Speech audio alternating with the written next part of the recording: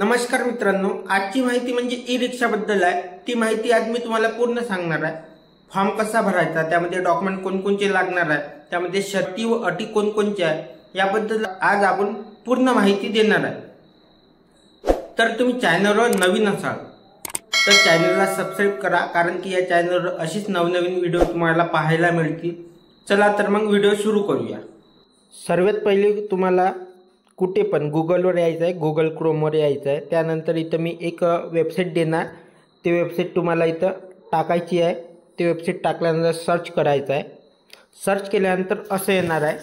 तर इथे बघू शकता यांनी काय सांगितलं आहे। ऑनलाईन नोंदणी दिनांक 22 जानेवारी 2025 ते 6 फेब्रुवारी 2025 6 वाजेपर्यंत सुरू आहे।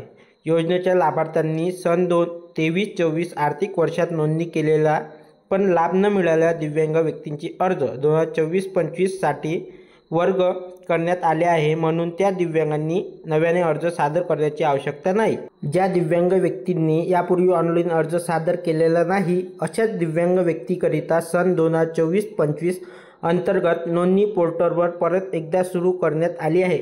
म्हणजे यांचं असं म्हणणं आहे की ज्या दिव्यांगांनी आतापर्यंत ऑनलाईन नोंदणी केली नाही त्याच दिव्यांगांनी हा फॉर्म भरावा।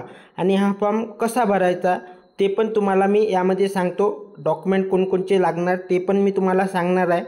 तर या साईडवर आल्यानंतर तुम्हाला थोडं स्क्रोल वरतं घ्यावं लागेल। इथं दिसणार आहे आपल्याला मुख्यमंत्री, उपमुख्यमंत्री आणि उपमुख्यमंत्री, म्हणजे 2 उपमुख्यमंत्री आणि 1 मुख्यमंत्री। त्यानंतर आपल्याला इथे दिसणार आहे रजिस्टर ट्रॅक ॲप्लिकेशन इन्स्टिट्यूट, म्हणजे आपल्याला भरायचा फॉर्म कसा आहे आणि रजिस्टर। त्यानंतर इथं आल्यानंतर आपल्याला रजिस्टरवर क्लिक करायचं आहे। तर मी रजिस्टर यावर क्लिक करतो। यानंतर इथे आल्यानंतर आता एक सर्व पॉपअप ओपन होणार आहे। तसं आपला मोबाईल नंबर, आधार कार्ड, UDID नंबर आणि ईमेल ID। हा फॉर्म खूप मोठा आहे आणि यासाठी आपल्याला फॉर्म कसा भरायचा त्यासाठी गाईडलाईन पण दिलेली आहे। ते गाईडलाईन मी तुम्हाला इथे दाखवतो। तर ही सूचना आहे पूर्ण, ही सूचना कोणत्या प्रमाणात आहे ते आणि याच्यामध्ये डॉक्युमेंट कोणकोणते लागणार ते पण यामध्ये दिलेलं आहे। यावर आपण वाचू शकतो। 22/1/2025 सकाळी 10 वाजतापासून सुरू झाली आहे आणि 6/2 म्हणजे हे 15 दिवसासाठी वेबसाईट ओपन आहे। तर सर्वांनी फॉर्म भरून घ्यावा। ज्या दिव्यांगांनी भरलेले नाही त्या दिव्यांगांनी सर्वांनी फॉर्म भरून घ्यावा। याच्या योजनेच्या अटी व शर्ती पण आहे, ते पण तुम्ही पाहून घ्या। अर्जदार हा महाराष्ट्राचा रहिवासी असावा। अर्जदार हा 40% दिव्यांग असावा। त्यानंतर अर्जदाराकडे UDID प्रमाणपत्र असणं बंधनकारक आहे। अर्जदार दिनांक 2025 या अर्हता दिनांक दिवशी 18 ते म्हणजे तो 2025 रोजी 18 ते 55 वयोगटातला असावा। त्यानंतर मतिमंद अर्जदाराच्या बाबतीत त्यांचे कायदेशीर पालन अर्ज, म्हणजे जो मतिमंद असेल त्याचा वडील भरू शकतो फॉर्म। त्यानंतर आहे दिव्यांग व्यक्तीचा आर्थिक उत्पन्न 2.5 लाखापेक्षा कमी असावं। लाभार्थ्याची निवड करताना म्हणजे असं त्यांनी सांगितलं आहे की जो लाभार्थी पहिले 100% दिव्यांग असेल त्यांनाच दिलं जाणार आहे। त्यानंतर आहे अतितीव्र दिव्यांग असणाऱ्या व्यक्तींना वाहन चालवण्यास परवाना नाकारला असल्यास अशा परिस्थितीत देखील परवाना धारक नसलेल्या अतितीव्र दिव्यांग व्यक्तीच्या बाबतीत सोबतच्या सहाय्यक फिरत्या व्यावसायिक प्राधान्य दिले जाईल। म्हणजे जो पण ज्याच्याकडे परवाना नाही आणि त्याला एक सोबती पण, म्हणजे त्याचे वडील, भाऊ कोणी पण चालू शकतात। अर्जदाराच्या वेळी सर्व अटी तुम्हाला मान्य असावा। जिल्हानिहाय लाभार्थ्याची घोषणा दिव्यांग संख्यांचे प्रमाणपत्र केले जाईल। अर्जदार शासकीय किंवा सरकारी नोकरीवर नसावा। अर्जदार कोणता पण दिव्यांग व्यक्ती असेल तो कोणत्याही दिव्यांग वित्त विकास किंवा महामंडळ याचे कर्जाला घेतला नसावा। राज्यातील इतर कोणत्याही योजनेचा त्यांनी लाभ घेतलेला नसावा। ऑनलाईन अर्ज प्रक्रिया करता आपण खालील दस्तावेज तयार ठेवा। आता तुम्हाला डॉक्युमेंट कोणकोणते लागणार हा पण एक खूप मोठा हे आहे, तुम्हाला माहीत नसते बा डॉक्युमेंट कोणकोणते लागणार आहे ते पण इथं बघून घ्यावे। अर्जदाराचा फोटो, अर्जदाराची सही, जातीचा दाखला, आदिवासी प्रमाणपत्र, निवासी पुरावा, दिव्यांगाचे प्रमाणपत्र, UDID कार्ड, ओळखपत्र, बँकेचे पासबुक एवढे डॉक्युमेंट तुम्हाला लागणार आहे, ते पण JPG फॉर्मॅटमध्ये किंवा तुम्ही PNG फॉर्मॅटमध्ये पण देऊ शकता. ऑनलाईन अर्ज प्रक्रिया खालील चरणाचा समावेश आहे. पहिले तर आपल्याला सूचना पूर्ण वाचावी लागेल, त्यानंतर आपण फॉर्म भरू शकतो. तर आपण सूचना वाचली तर सर्वात पहिले आपण फॉर्म भरताना असं आलं होतं. तर सर्वात पहिले आपल्याला मोबाईल क्रमांक टाकायचा आहे, त्यानंतर आधार क्रमांक, UDID क्रमांक, आपली ईमेल ID टाकायची आहे. हे सर्व टाकल्यानंतर आपण पुढे या बटनावर क्लिक केल्यानंतर आपण समोर जाणार आहे. समोर मग आपली येणार आहे वैयक्तिक माहिती. तसं लाभार्थी कोण आहे त्याचे नाव, त्यानंतर वडिलांचे नाव, लाभार्थ्याचे आडनाव, आईचे नाव, पहिलं नाव, आईचे पतीचे नाव, आईचे आडनाव, असं पूर्ण लागणार आहे. त्यानंतर त्याची पूर्ण जन्मतारीख लागणार आहे. मग त्याचं वय ॲटोमॅटिक, त्यानंतर लिंग त्याचं कोणतं आहे, स्त्री, पुरुष, ट्रान्सजेंडर, इतर कोणचं पण असत. रक्तगट पण लागणार आहे आणि जात प्रवर्ग म्हणजे तो कोणत्या जातीचा आहे आणि त्याच्या जातीचं एक प्रमाणपत्राचं म्हणजे आपल्याला कास्ट सर्टिफिकेट लागणार आहे. इथे आपण त्याला अपलोड करू शकतो. त्यानंतर आहे आपल्याला वाहन कोणत्या प्रकारचे पाहिजे ते पण आपण इथं अप्लाय करू शकतो. त्यानंतर तुमचं लग्न झालं आहे की नाही झालं आहे किंवा घटस्फोट आहे का विधवा आहे हे पण आपल्याला इथं लिहावं लागेल. त्यानंतर आहे विवाहित असलेल्या पतीचे पत्नीचे संपूर्ण नाव. तुमचे लग्न झाले असेल तर तुम्ही पत्नीचे किंवा पतीचे नाव इथे लिहू शकता. लाभार्थ्याचे पालकाचे नाव, लाभार्थ्याच्या पालकाचे सहाय्यक मोबाईल नंबर म्हणजे वडिलाचा मोबाईल नंबर, लाभार्थ्यासोबत असणारे नाते तुमचे कोणकोणचे आहे, आई, वडील, पत्नी, भाऊ, इतर कोणची पण असू शकतात.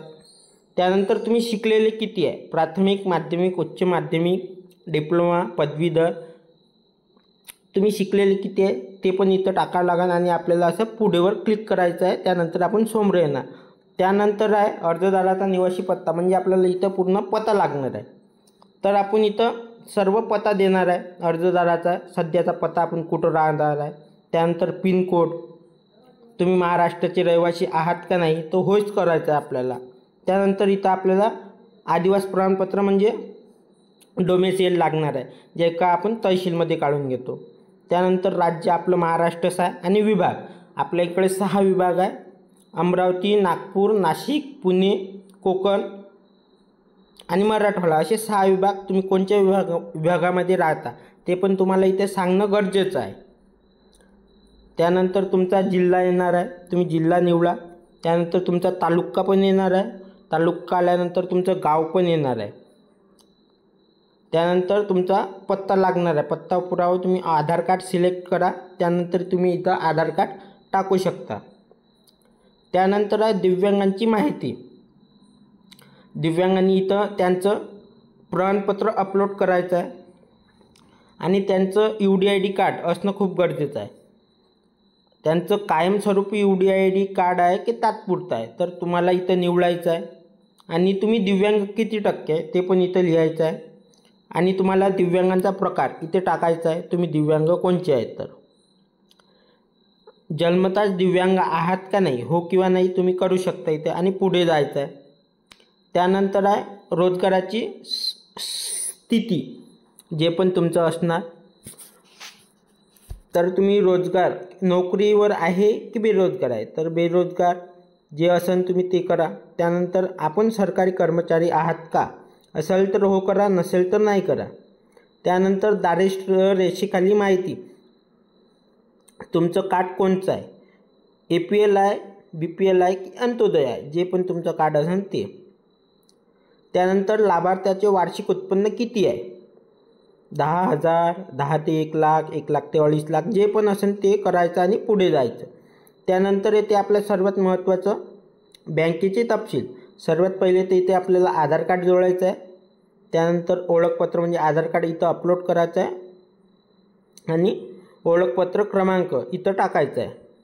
त्यानंतर समोर आल्यानंतर आपण इथं आपल्याला इथं पूर्ण बँकेची तपशील टाकायची म्हणजे माहिती, जसं खातेदारांचं नाव, खाते क्रमांक, बँकेचं नाव, IFSC कोड, शाखेचं नाव, शाखेचा कोड आणि पासबुकचं पहिलं पानचं एक पेजचा फोटो लागणार आहे इथे आणि इथे पण लागणार आहे. त्यानंतर आपण कोणता व्यवसाय करण्यात आवड आहे तुम्हाला? खाद्यपदार्थ विक्री का स्वतंत्र व्यवसाय करणार आहे की किरकोळ व्यापार, अन्य व्यापार की वाहतूक व्यवसाय करणार आहे? तुम्हाला जो व्यवसाय करायचा आहे त्यावर तर टिक मार्क करायची. त्यानंतर आहे अर्जदाराचा पासपोर्ट आकाराचा फोटो तुम्हाला इथं लागणार आहे, तर तुम्ही इथं पासपोर्ट आकाराचा फोटो तुम्हाला देणे हे गरजेचंच आहे. त्यानंतर अर्जदारांची सही इथं करायची आहे आणि फाईल अपलोड करायची, म्हणजे फोटो काढायचा आहे, इथं अपलोड करायचा आणि पुढे जायचं आहे. त्यानंतर आपण इथं पुढे आल्यानंतर आपल्याला एक घोषणापत्र दिलं जाईल, ते घोषणापत्र आपण वाचू शकता. असं घोषणापत्र राहणार आहे पूर्ण, आणि इथं क्लिक करायचं आहे आणि पुढे जायचं आहे. त्यानंतर असा OTP येणार. OTP आपल्याला इथे टाकायचा आहे, मोबाईल नंबर OTP, आणि सर्व अटी मान्य आहे. हे करून झाल्यानंतर फॉर्म सबमिट करून द्यायचा आहे. असं येणार तुमच्यासमोर सर्व अर्ज क्रमांक, मोबाईल नंबर, अर्जाची स्थिती सर्व येणार. त्यानंतर आपल्याला फॉर्म सबमिट करून द्यायचा आहे. त्यानंतर पण आणखी काही आहे, आणि तुम्हाला फॉर्म भरताना काही अडचण आली तर कृपया मेसेज करा आम्हाला, आम्ही त्या मेसेजचा रिप्लाय जरूर देऊ. आणि असा हा फॉर्म आहे. तुम्हाला यामध्ये काही अडचण असेल तर आम्हाला कमेंट करून नक्की सांगा, आम्ही त्यावर पण उपाययोजना करू. आणि आजचा व्हिडिओ कसा वाटला कमेंट करून नक्की कळवा. धन्यवाद मित्रांनो.